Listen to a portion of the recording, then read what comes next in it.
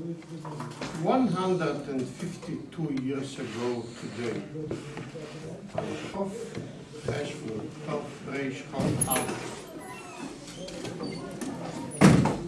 the Rebbe Rashab was born in לעוין to his father, the Rebbe Marash, and to his grandfather, the Rebbe Tzedek. 5 years later, when the Rebbe Marash was 5 years old, he became a chassid. A chassid? 5 years old? Yes, his grandfather, the Tzedek, he knew him, and he knew his cousin, who was the Rebbe Rashab. She lived far away in Ukraine, but she came always to her grandfather. So he knew his grandchild, the Rebbe Rashab, and he knew his granddaughter, the Rebbe Rashab, and he felt that for their character and for their holiness, they would do a great match and for in a later date. That means that in the age of 5 years old, they got married? No. In that day, when the Rebbe Tzedek made the shidduch between the two little children in pre-1A, he wrote לעוין for them. He didn't write the whole page, he wrote the first line of his blessing, and then he gave to a scribe to write the whole לעוין, where it says that for next 10 years, the father of the chosn and the father of the kallah are going to deposit some money in the account for their getting married 10 years later, when they'll be 15. It was common then, in that period, for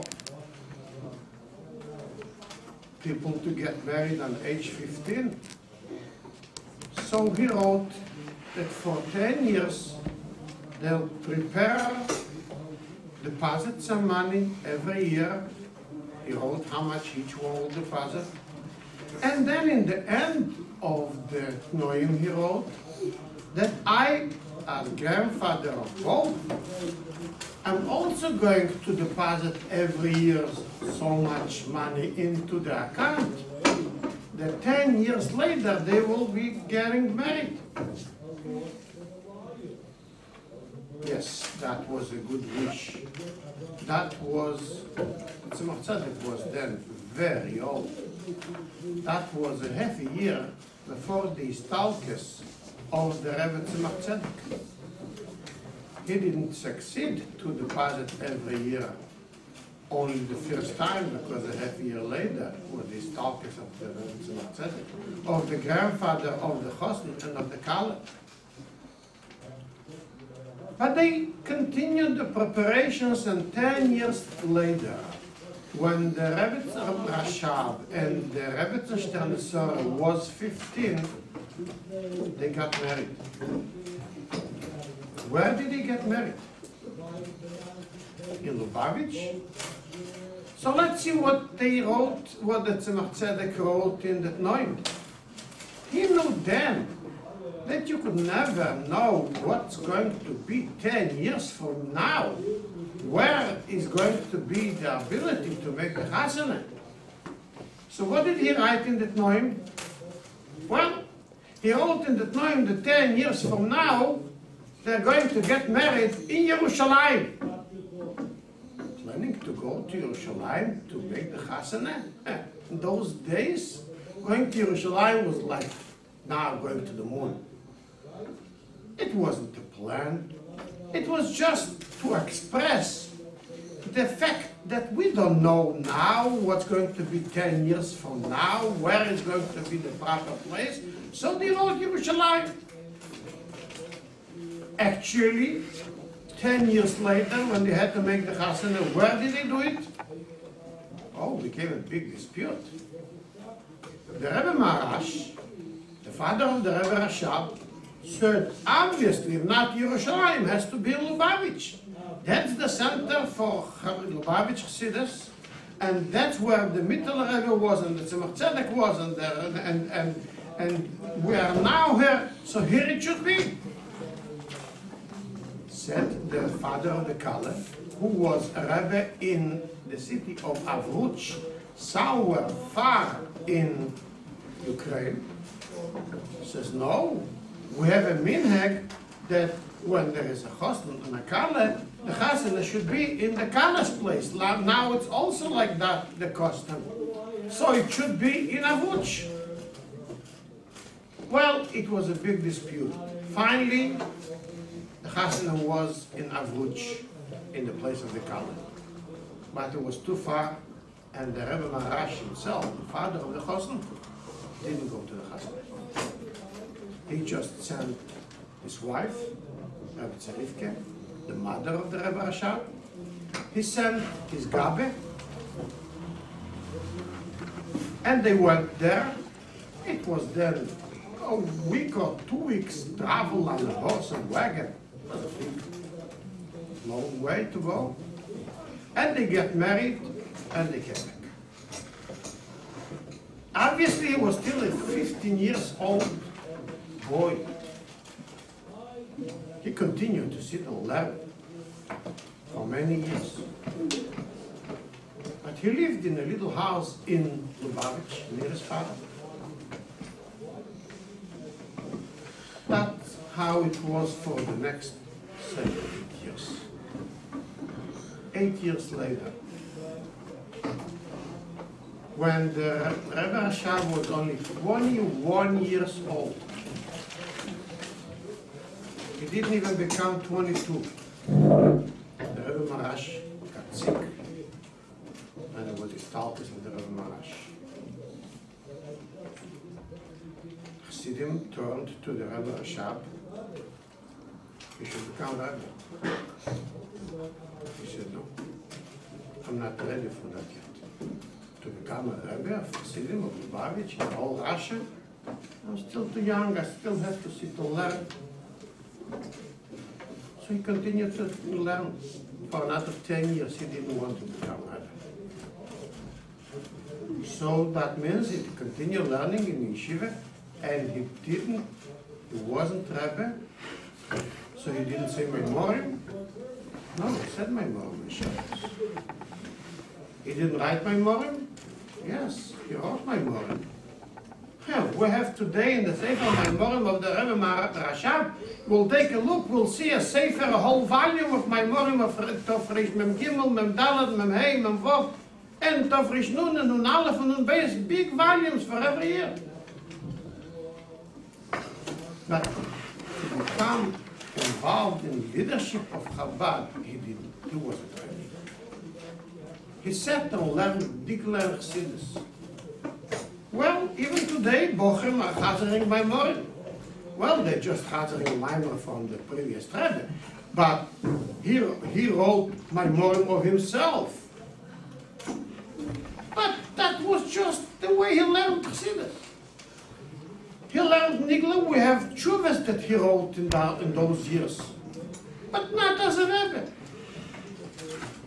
We have letters that he wrote to many Chassidim about different problems, but it was just like a mashpia. He didn't agree to become Rebbe till 10 years later, in the end of Tofresh Nun Gimel, almost 11 years after the stalkers of the Rebbe Maharash. When the Rebbe Rashab was already then 33 years old, finally he agreed to the request of Chassidim, and he assumed the leadership of Chabad and became officially the Rebbe.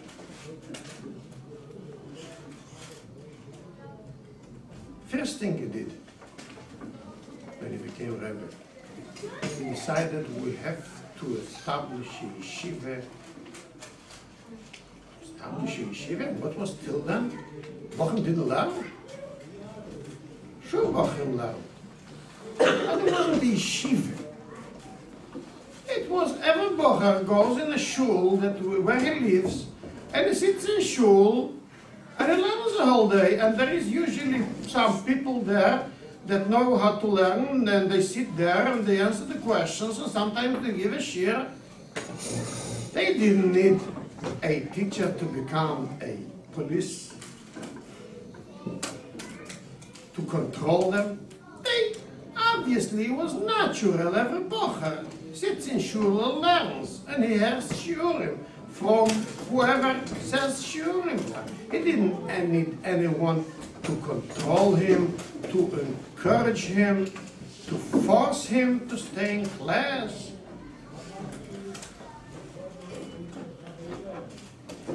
Yes, in Lubavitch also there was some kind of yeshiva. What was it? It wasn't called a yeshiva. What was it in Lubavitch? It was called yoishvim. In Yiddish, they would say zitzers. What does zitzer mean? It was like that there in those days. Every bocher, when he gets his bar mitzvah, he learns a cheder with the malamed, then he stays in shul and he learns the whole day, and there is a Rosh Yeshiva that gives shiurim, till he becomes a chosn and he goes to get married. He becomes a chosn and gets married, and he didn't really get the taste, the atmosphere of a real chosn. So what would he do? For 1 year after he got married, or when he became a chosn, he would go to Lubavitch. There the main chassidim would come always, and the Rebbe was there. So they would sit there for a year and learn chassidus and hear from the chassidim about chassidus. So then they would get the real taste of becoming a real chassidish yeshiva. So that was called yoshvim. Yoshvim is like a yeshiva, you see. But it's not like a yeshiva. There was no dormitory and no classes and no nothing. But he would pay someone in Lubavitch to stay at his house for a year. And during the day he would go to the shul of the Rebbe, and the chassidim, old chassidim would come, and he would hear from them stories and farbrengens, and they would explain him some chassidus. And he would hear the memorim of the Rebbe, and he would hear Chazoreh. So this year would make him really not only a bocher, but a chassidish yeshiva. The Rebbe Rashab decided this is not enough anymore.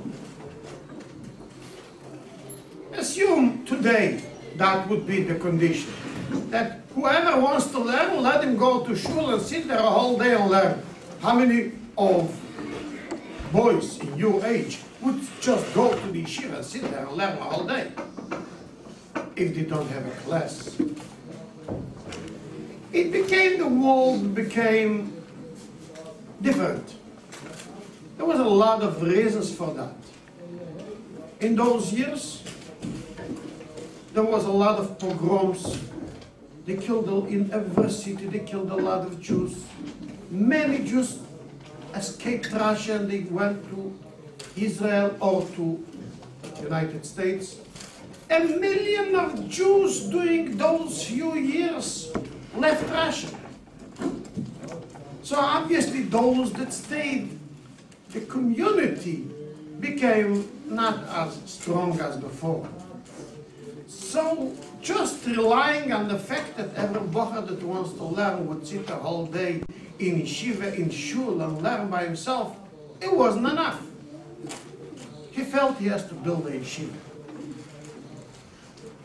Well, to build a yeshiva is not such an easy thing. Well, obviously, he will be in the head of the yeshiva, he'll make the decisions. But you need a director, a principal, a mashpia, you need somebody to run the yeshiva. So he still didn't know exactly how this should be done. It took him another few years. He became Rebbe at Rosh Hashanah, Tov Rishon Daled, the end of Tov Rishon Gimel. 4 years later, the Friedrich Rebbe, the son of the Rebbe Rashab, got married in Lubavitch on Yud Gimel Elul, Professional Zion, just 4 years after the Rebbe Rashab became Rebbe. And they had a discussion among them. What would this new husband, Friedrich Rebbe, do after he gets married? And they discussed the plan of opening a yeshiva. And then they discussed, the Friedrich Rebbe told to the Rebbe Rashab, you know what? You want to open a yeshiva for so long, and you can't handle it by yourself. I'll handle it. You'll be on top of me. You'll give me the orders. You'll give me the directions. You rule every little thing, and I'll be your follow your orders, and I'll try to do everything to run the yeshiva. In the Sheva Brochas of the Friedrich Rebbe, Chai Elul Tov Reish Nun Zayin, the yeshiva was established. In Lubavitch? No, not exactly. They felt the yeshiva, for a yeshiva, needs a little space where they are by themselves, not in such a big hoo-ha where Chassidim come and go. So he selected a city where they will go there and learn.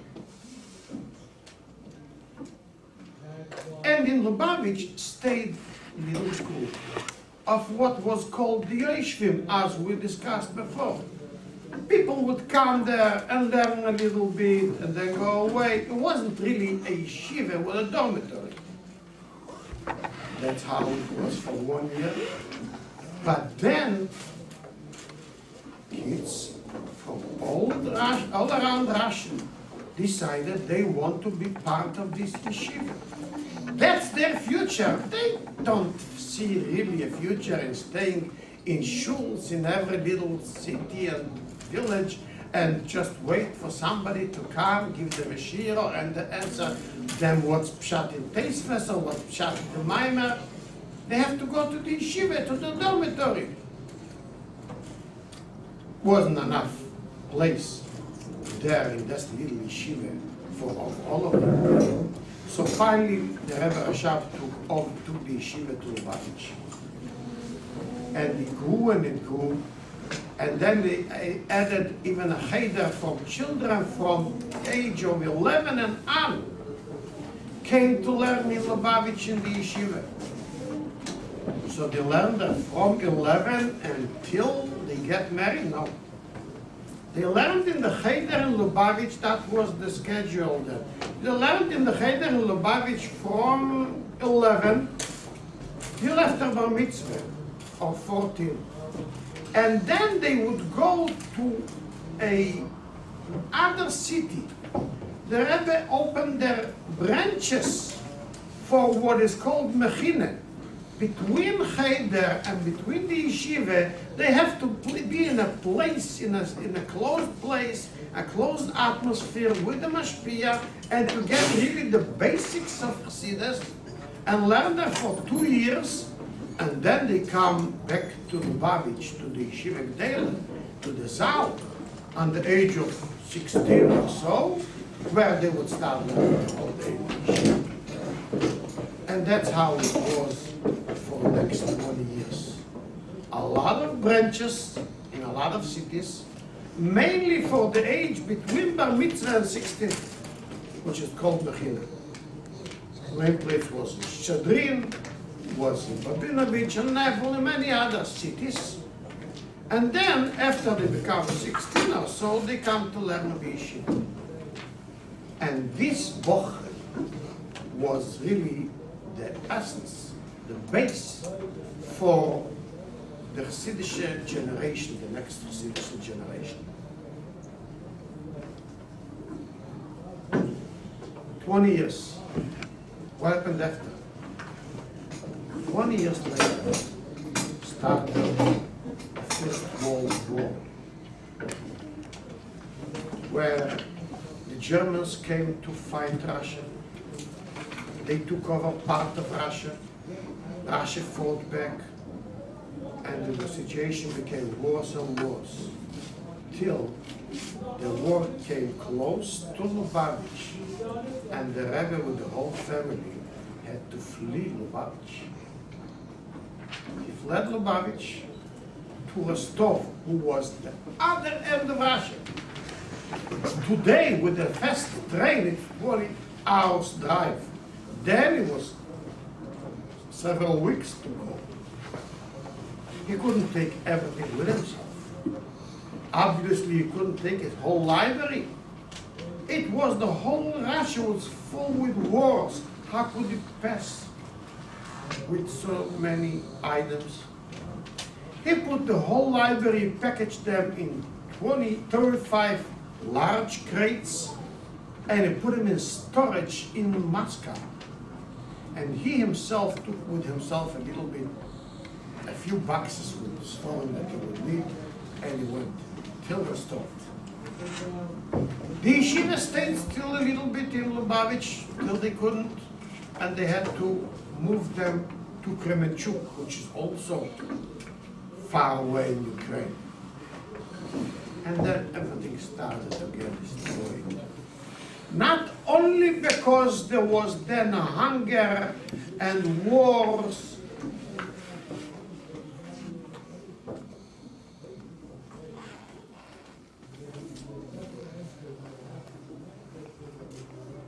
the Bochum had to flee Lubavitch, and not only had to flee Lubavitch, but then there was a war. So the government gave out a decree that every young fella has to go to the army. Usually they took to the army only part of the nation of the youth, and it was relatively easy to get out of it. Each one looked for ways how to avoid going to the army. You know, if Siddish Bochum would go to the Russian army, nothing would stay with him. They would permit him nothing. They would force him to eat not kosher, and they work on Shabbos and get dressed like a goy and nothing. So every Bochum did everything he could to get a tour to avoid army. But now when the war came, the government didn't care about anything. Everyone goes to army because there is a war going on against us. The Rebbe Rashab got involved in that, and he felt he must do something to save. And it wasn't only the Bochum. Even those that already got married and became rabbis of cities, many of the Talmidim of Lubavitch, of Timrat Mimim was rabbis, young rabbis in cities. They're all forced to go to the army. The Rebbe Rashab went then several times to Petersburg, and he spoke to government officials, and he spoke to Gvirim to speak to government officials to get a special release for rabbis and for shoftim from going to the army, explaining that we can't live without that. We need a rov, otherwise they can't live. They need a sheikh, otherwise they'll starve to death.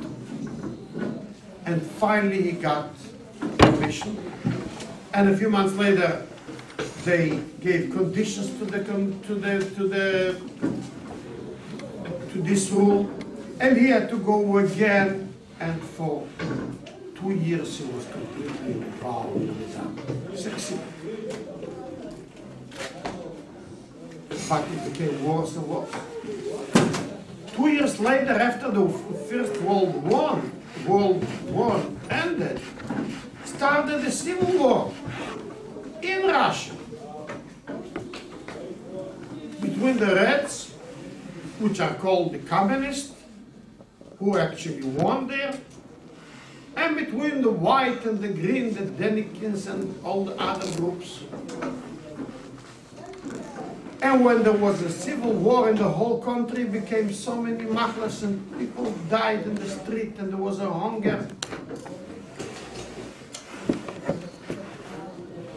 And finally, the Rebbe Rashab himself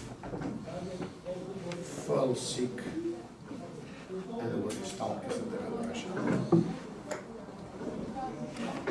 And based on of Rashab, he was young, he wasn't even 60, he was 59. And he did so much, but his situation broke him, broke his body, and this is stalkers. He became sick, and he knew his hours are numbered. He called him to his Yechidus room where he was. He called him in the Friedrich Rebbe, his son, to the bedroom, and he says, take me into the Yechidus room. I want my last hour should be there. And then he told him, I'm going to the sky. I'm living with you everything I wrote.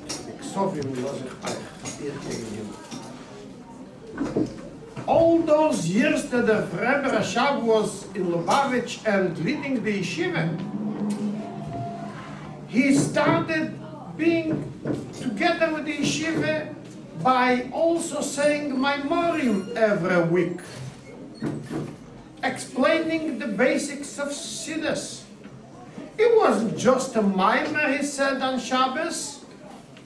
He would say the Shabbos, the Maimer on Friday night, and then there was the Bochim Chazer, the Maimer between themselves, and then every week the best Bochim that knew better the Maimer, they would go into Yechidus and to Chazer in front of the Rebbe summarize what they understood from the Maimer. And then whenever they didn't understand, they had the opportunity to ask the Rebbe what was pshat in the Maimer. And the Rebbe would explain that. Just like you know in a class that the teacher gives a shir and you understand most of it, but not really everything, and the next day he says, I want to hear from you what you understood, and if you don't understand something, don't be shy and ask, and I will explain it. And that's what he did every week with the Bachar. So a few hours before passing, before these talkers, he says, Ich gehe in Himmel und ich soll ihm los reich. And then he wrote a tzavoyer to the Friedrich Rebbe, saying that I trust you that this yeshiva that will go up, which is the main base for Chassidus and Yiddishkeit and Rashi. Don't give up, don't give it up, build it up. Make sure I trust you that it will be built up. And that's what the Rebbe did. Obviously, we know that in that year the Civil War became stronger and stronger until the communists took over, and the communists didn't permit any yeshivas to stay, and they closed down all the yeshivas, and every Melamed that taught his Talmidim, they would arrest him and send him to exile, and everything had to go underground.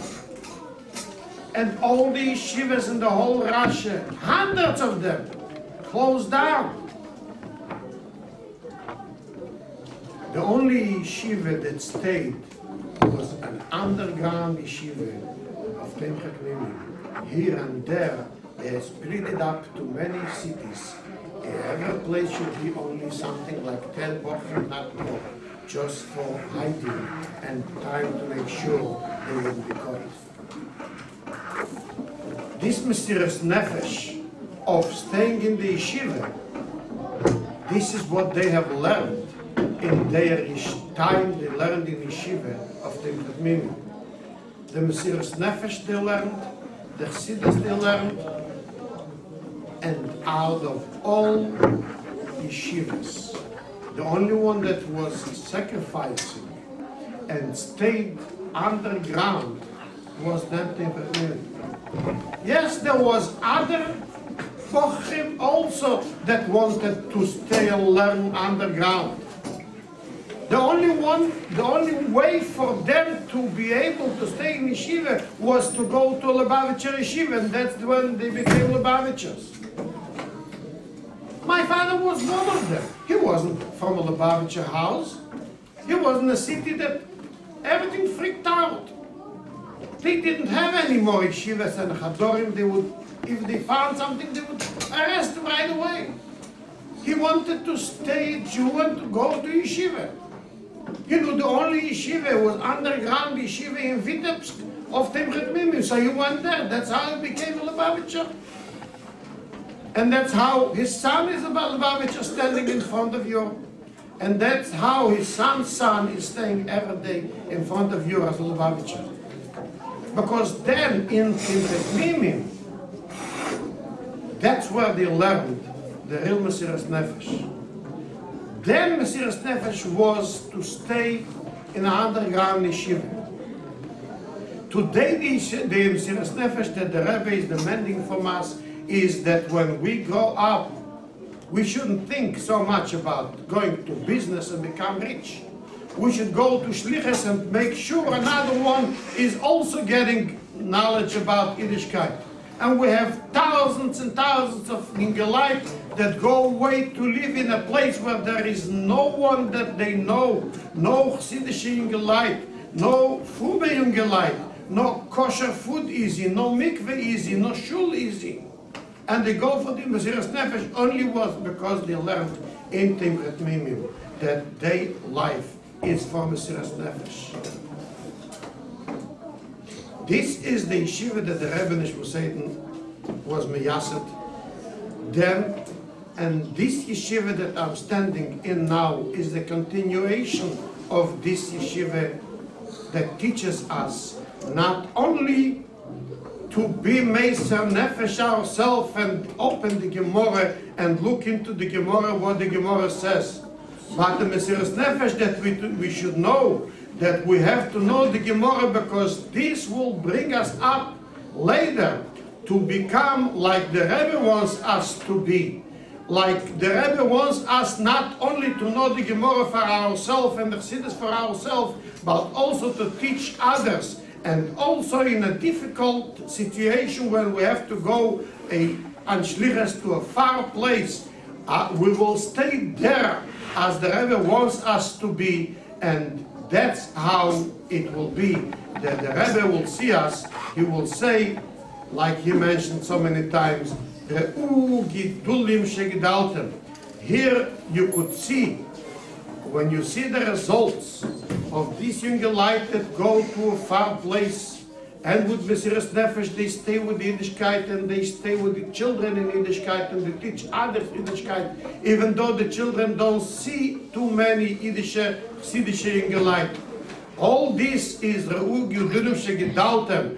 This is what they learned when they was in yeshiva. That's what your purpose of your staying in yeshiva here is now. Not only to understand the Tosfos, not only to understand the minor, but to build up yourself in a way that you should be able to fulfill the wish of the Rebbe. He should be able to tell us, Re'u Gedulim Shegedaltem. This is just a summary of the history of the Rebbe Rashab of today's birthday and of what he has done in his life. I'm sure that some of you heard everything we discussed and wanted to ask some details they didn't really understand on this subject or other subjects, and for the rules of the school probably they didn't ask anything. So if you have any questions, I'll be more than happy to try to answer you. Yes. What's your name? Yes. Your father was my student some 22 years ago in Russia. So I'm glad to hear that 22 years later You are the student of my son. Go ahead. The Alter Rebbe contradicts himself in the Siddur and in the Shulchan Aruch. Which according to, and how is that even possible? It is, the Alter Rebbe wrote first his Shulchan Aruch. Then, some 20 years later, he decided to write, in addition to the regular Shulchan Aruch, two other things. One was some special collections of halachas, like Hilchas Talmud Torah, Hilchas Birkas Hananim, Seder Birkas Hananim, Hilchas Tefillin, and in a special general summarizing the halacha. And the second thing was to write a siddur for people to be able to daven in, Lubavitch and Nusach, and also all halachas that are related to shul and davening. So that was 20 years later. There are in general two differences between writing the Shulchan Aruch 20 years earlier and between writing the Siddur 20 years later. First is, 20 years later, as he explained himself, when I wrote the Shulchan Aruch, I really didn't have the strength to build on my own understanding, and if I see that the Mogen Avrom and other Meforshim are basking one way, I followed them.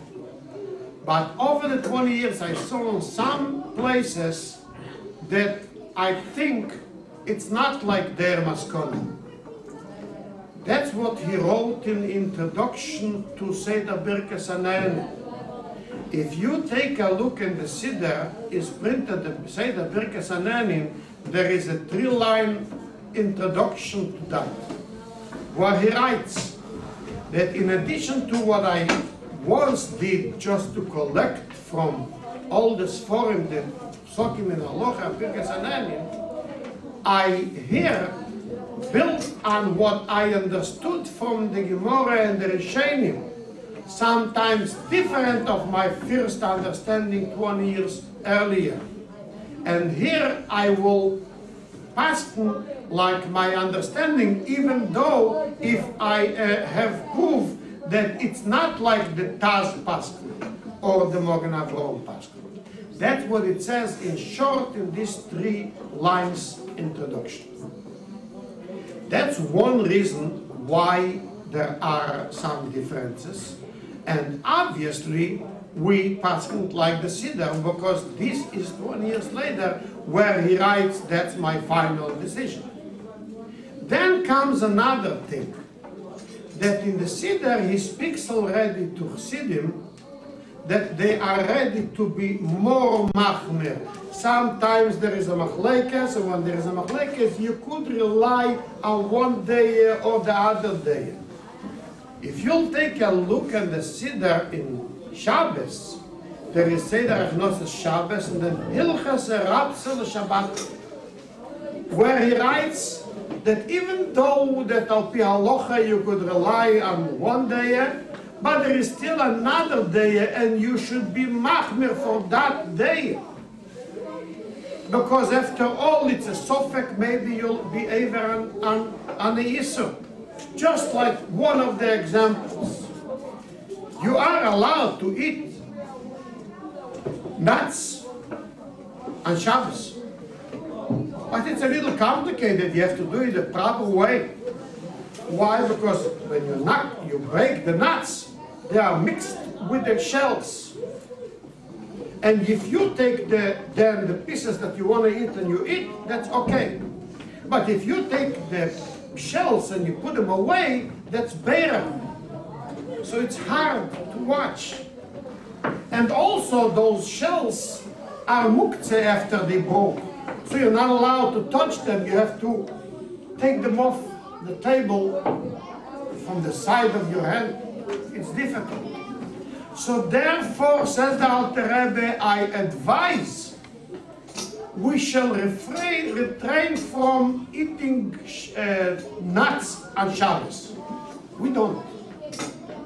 This is not the halacha that says in Shulchan Aruch. That way is writing to the Chassidim, we should try harder. So that's another example of the second thing, even though that you are allowed to, but still we should have extra efforts since we are Chassidim not to do things, even though if they are allowed to be done. What's your name? Why did it say that made it to know right away at 5 years old? He couldn't wait till 15. Well, the Tzemach Tzedek was then, as I mentioned, a half a year before the Istalkes. And he wanted to make sure he knew this boy. Because when a boy is 5 years old, sometimes you could really recognize him. And he knew this girl. And as we see later, how this Rebbe Rashab and this Rebbe Rashab was, he realized that I'm them. And he wanted to make sure, I will make sure that they become Chashudim. It's not usual. It's very out of ordinary. But he felt he wanted to make it. So he made it in the end of Tov Reish Chof Hei. A half a year later was the Istalkes of the Rebbe Tzemach. Another question. I already heard maybe answers. I'd just like to hear maybe another opinion. In davening, most of davening is praising Hashem, saying how great He is. But Hashem is way beyond the description of a person and the words He could put Him. So isn't it belittling Him, Hashem? So, two things. First of all, you gave an introduction. Most of it is praising. As we know that in Shmoneh Esrei we have 18 or 19 blessings. Says the Gemara in the Shulchan Aruch, the first 3 and the last 3 are praising, and the middle 12 or 13 are asking for bakoshes from Hashem. Refo'enu, Hashem is not the praise. Borech Aleinu is not the praise. It's a question that we ask from Hashem. But usually when you come to a king and you tell him, hey king, give me this and give me that, it's not proper. So you have to start how great you are. And then please give me, and then I really admire you. So you start with praise and you end with praise, and your questions come in middle. That's for your first sentence that you said. Now the Chachamim say that if you start praising, you could say a million of things, and you'll never end, and you'll still not say nothing. So therefore, the Chachamim say that when you say that Baruch Atah Hashem, the first Baruch of Shmoneh Esrei, say only those words that it says there. Why? Because this is what the Chachamim decided to say. If you say one more word, you make it worse. Why do you make it worse? Because you want to say, and Hashem is this and that. If you start saying, say everything, and you can't say everything. So therefore we say only what we were told to say, and that's where it starts. So therefore there is not a problem of how could we praise, because we could never finish praising. We praise only those things that Anshik Knesses Agdelo were organized in the first bracha, or in the last 3 brachas, what we should say, and not more. Yeah. I have a question that will lead to another question. Onkelos lived before the Chachamim or after? Onkelos lived about the time of the Churban Beis Hamikdash. He was a ger. He was a nephew of the king that destroyed Israel. And he sent him with a group of making sure Israel is destroyed. But when he came there and he saw what the Jews are, he decided that he stays there and became a ger. When the king found out about that, he sent emissaries to force him back. They came there, they took him, and there is a whole story. The Gemara said what it was. The final group that he said, so he said, okay, he told them, If you speak to him, he'll make you become a ger. So don't speak to him, just grab him and go. So that's what they did. So he said, okay, I'm going. They left the door, he kissed the mezuzah. So they tell him, what are you doing? So he says, you see, the difference between us and others. In other countries, the whole nation is saving the king. By us, the king is saving us. So this mezuzah on the door saves us in the house. And they got more into it, and they also stayed. So the king didn't know anything else that he could say, because whoever he sends to them becomes a ger. So that's how he became a ger, and that's how they wrote the Talmud. What's the reason, who started Shnai Mikra Targum, and what's the reason? Shnai Mikra Targum, there is a din that we have to learn. And the time for learning is mainly on Shabbos. Who made it? It started, it says that Kriyas Atera started, the Gemara says in Bobekame that Kriyas Atera started with Moshe Rabbeinu. It doesn't say in the Chumash, but Moshe Rabbeinu, the first takana that he did on his own, with the Nevi'im that was then, was that Shabbos, they should read the Torah. And then they added not only Shabbos, but also Monday and Thursday. Why should they read Shabbos and Monday and Thursday?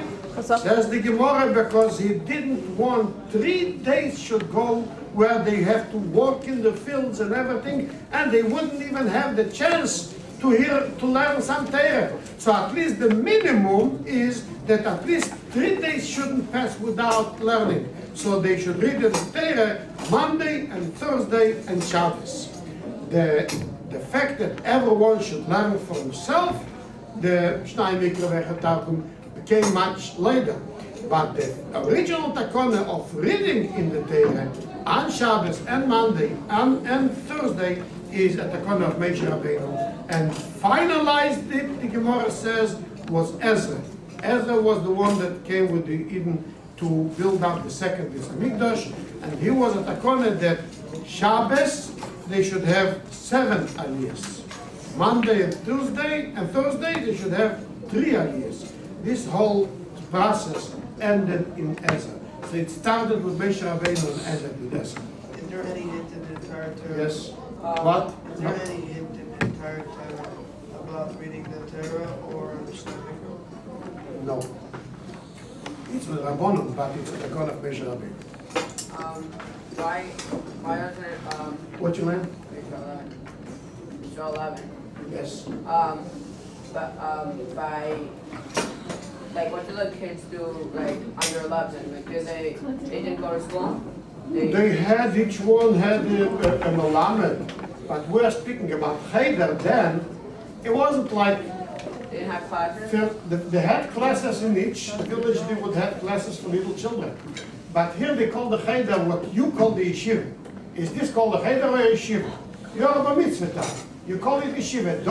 Then, when the Rebbe Rashab made a dormitory in Lubavitch for children from 11 till 13, he called it Cheder. Why is it only by 11 and 13? Why is it now? Because before 11, no one is going to send from a village of 2 days away to send them. Those children that became 11 and they came to learn in Lubavitch, they didn't see their parents only once a year. They left for a dormitory.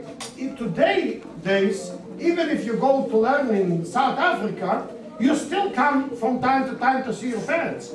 Then if you went to learn in yeshiva at the age of 11, you don't see your father and mother anymore, only once a year. Obviously, before 11 you can't do that. So till 11 they learn in the city, with Melamdim, in the house or in the shul. But at 11, in those years, if you are already ready for Mesiras Nefesh, then you go till Lubavitch. And they called it Chadorim because it is still 11 till Bar Mitzvah, they still called it Chadorim and not Yeshiva. And why only until 14? Do they do it until Cheder and then they go to, like, they learn? Because really, to start learning Gemara good, you need a mashpia to sit with you and to teach you the Gemara and the Chassidus. And in Lubavitch, he felt is not the proper, it's too much like New York City. And if you really want to concentrate, it's better when you are in a different place, and it's also easier because if you have thousands of Talmidim in Lubavitch, it's too hard, so they wanted to divide it.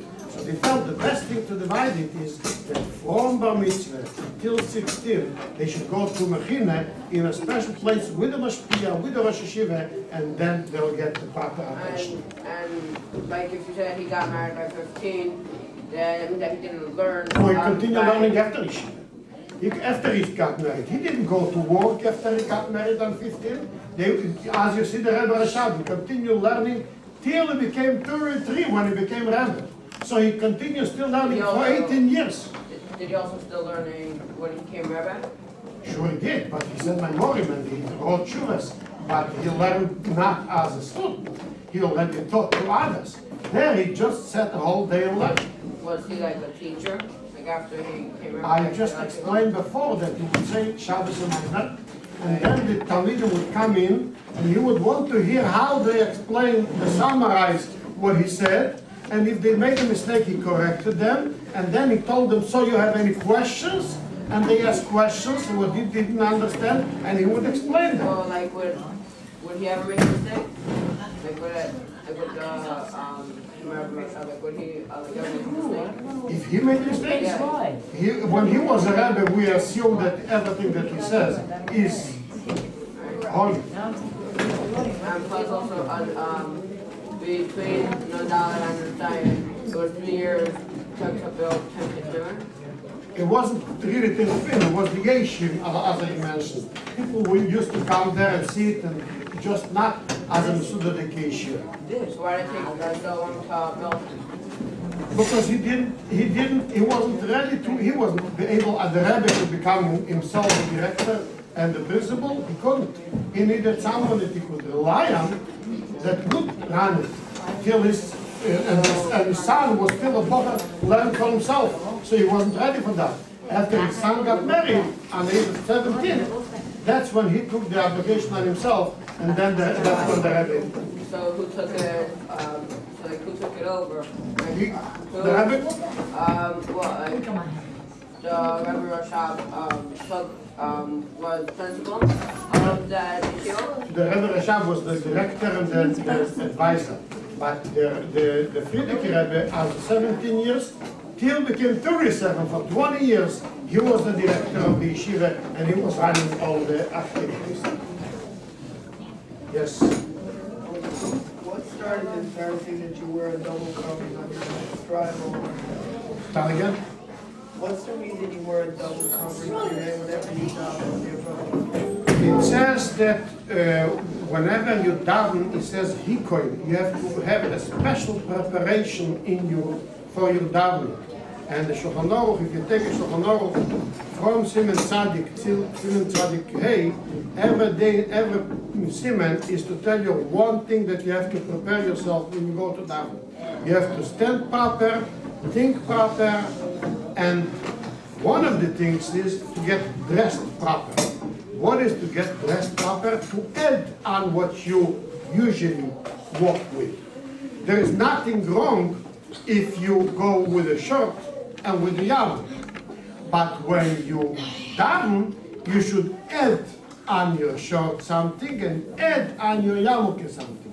After you get married, then in addition to that, you also have a gartel for hikoin extra preparations. So it doesn't really make a difference. So why do we wear hats and some other sacrament wear strapped? They're both covering. It doesn't make a difference. The reason why streimel and hats is up to the gzeres that was in Russia for gzeres alabushim and the gzeres that was in other places in the custom that was there, and it's a whole complicated subject to discuss, not on one hand. But it became the custom that there, after wedding, you wear a streimel, and here only the Rabbeim of Chabad used to wear a shtreimel on Shabbos, and the Chassidim used to wear not even a hat. They used to wear a casket in Rashi. You wasn't allowed to wear a hat in Rashi. If they would see you with a hat, they would arrest you. There was different things. They didn't permit you go with Jewish clothes. You had to go dressed just like a regular person, not something special clothes for Jews. So that caused all complications why there's different customs in the clothes. Yes, what's your name? Illiculture. Yes? Why didn't the Rebbe wear shine? Because the Rebbe himself, he didn't want to be separated from the city in everything, not only a shtreimel. He just wore like everyone, and he did like everyone. They once gave him a special silver pitcher for the wine that he would drink he says, he explained in the letter, I don't want that I should have a different pitcher than all Chassidim they just take from a regular bottle. I also want. They once gave him a silver esrig holder. Everyone has it, but not everyone. So he didn't want to use it. He didn't want to use silver, just like a regular person. His whole behavior always was just to be just like a regular person. If he goes between other people, if they don't move away, you would recognize that he is something special, not like the other Chassidim. That was the reason that he didn't want to be different. Why didn't the Rebbe do that? Friedrich Rebbe, he used to wear a shtreimel on I Shabbos. mean, why didn't he want to be like a regular person? I don't know, because a Rebbe has to be a Rebbe. And if he's a regular person, you don't just, like a question, if the teacher of the class would just be like a regular boy, and nobody would have to report to anybody, nobody would have the rule over you, you need some power. But his character was always, that's why also before he became Rebbe, he was so hiding everything that he himself was. Nobody should know. He never felt comfortable to be outstanding. He couldn't stand it. So it actually became that after he became Rebbe, he also didn't want to become outstanding. So he did only with the most, what he was Did forced. Friedrich Rebbe ever wear like